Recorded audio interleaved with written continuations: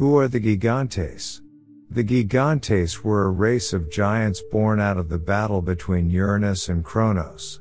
They were warriors and wielded great shields and spears and wore gleaming, primitive armor made of animal skins interwoven with rocks and flaming brands.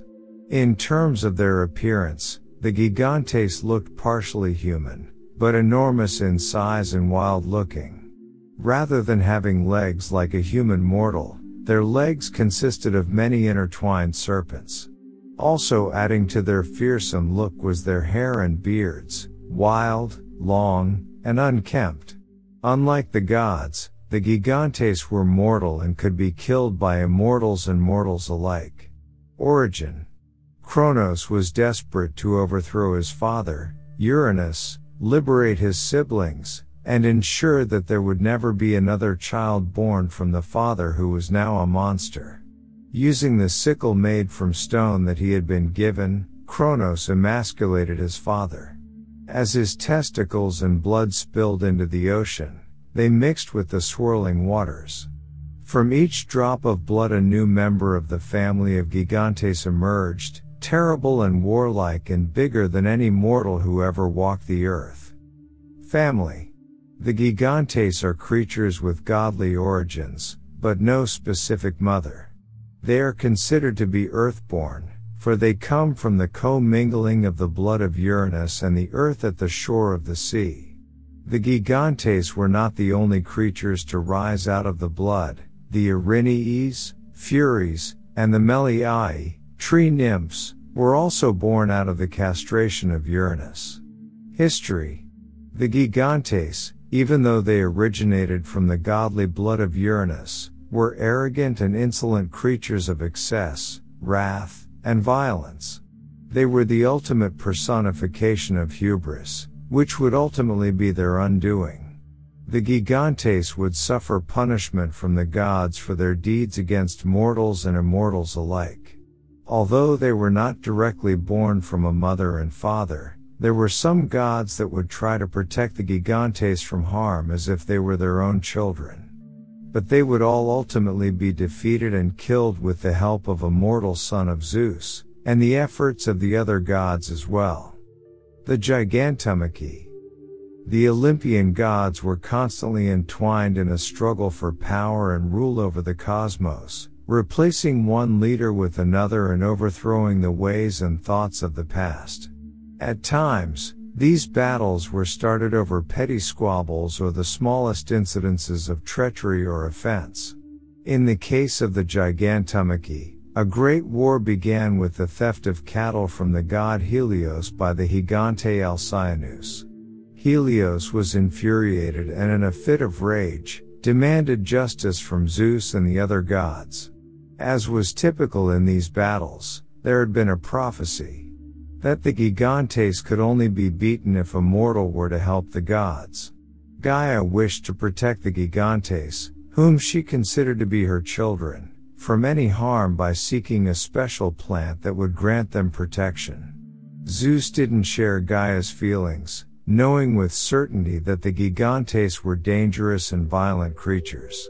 He ordered Eos, the dawn, Selene, the moon, and Helios, the sun, to withdraw their light from the world. The plants withered, and Zeus gathered all of them for himself, leaving none behind for the Gigantes to find and use. But some of the Gigantes had learned of other ways to cheat death, and would prove to be a challenge for the immortals. Notable Gigantes battles. Alcyoneus, a mortal son, Heracles, had been born to Zeus as a result of one of his many dalliances with a mortal woman. With part of the prophecy fulfilled, and when Heracles was of age, the gods gave him the task of killing Alcyoneus for his crime of theft against Helios. As the battle began in earnest, Heracles fought with Alcyoneus, but the giant would not be destroyed as long as he had one foot firmly planted on the soil of his birth, the place where the blood first fell. He would revive, as terrible as before with all of his strength, after each blow.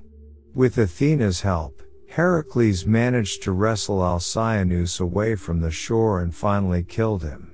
Alcyoneus' 7 daughters, the Alcyones, fell into the sea when they learned of the death of their father at the hands of Heracles. Antaeus, Poseidon and Gaia fostered Antaeus, and his mother granted him the strength of the earth, so he would remain invincible as long as he was in contact with her. He had a passion for challenging mortals to wrestling matches, which he always won, and he used their skulls to build a temple honoring Poseidon. When he challenged Heracles, he revealed the source of his power, that proved to be his undoing. Using his godlike strength, Heracles hoisted Antaeus up from the ground, which prevented him from touching it, and was able to crush him. Enceladus, Athena, bearing a Gorgon shield, warred with Enceladus near the island of Sicily. Enceladus used trees as spears against the chariot and horses Athena drove at him. Dionysus, the god of the grape harvest, fought with fire and roasted the body of the giant in a great blaze. Zeus threw down a thunderbolt, causing Enceladus to stagger and fall and receive the final death blow from Athena. She buried his lightning-charred corpse under Mount Etna, and when it erupted, the last breath of Enceladus was released. Mimas also participated in the Gigantomachy and battled Hephaestus, who hurled gigantic half-molten missiles of metal at him. Aphrodite held him at bay with a shield and spear. This helped Zeus to defeat him by hurling thunderbolts, turning him into a pile of ash. He was buried under the coast of Naples, at Prochyde in the Phlegrean Isles. His weapons were hung in a tree near the summit of Mount Etna as trophies of the war. Polybotes fought against Poseidon and Athena, who chased him into the sea. Zeus struck at Polybotes with his thunderbolts, but Polybotes was able to swim away. Poseidon also hurled his trident but missed, and the trident became the island of Nisairos. With determination to finally defeat this slippery foe, Poseidon lifted a portion of the island of Kos and threw it, crushing and killing Polybotes. He was buried under Nisairos. Gigantes are believed to be the source of volcanoes, thermal activity and great seismic events such as the volcanoes of Etna and Vesuvius, since they were buried beneath the mountains.